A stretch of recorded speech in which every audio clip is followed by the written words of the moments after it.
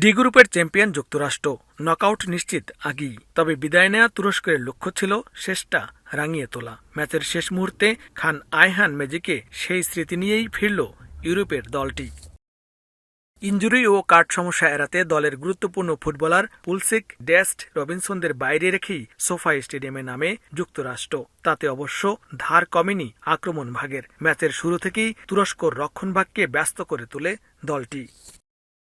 সফলতাও আসে ম্যাচের মাত্র ৩ মিনিটেই। কর্নার থেকে সেবাস্তিয়ান বারহাল্টারের দেয়া বলে তুরস্কর জাল কাপান অস্টন ট্রাস্টি। আসরে প্রথম গোল এই ডিফেন্ডারের।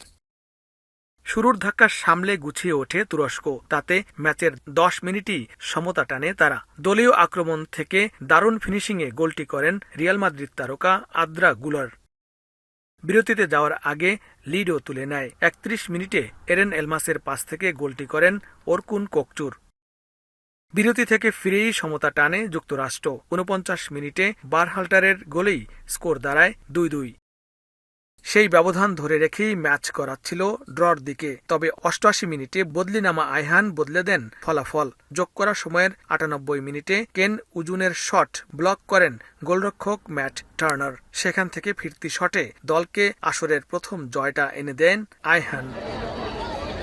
গ্রুপ পর্বের শেষ ম্যাচে শেষ মুহূর্তের গোলে অপরাজিত থাকা হলো না যুক্তরাষ্ট্রের। তবে নকআউট পর্বে আরও ভালো করবে দলটি, এমন প্রত্যাশা যুক্তরাষ্ট্র সমর্থকদের।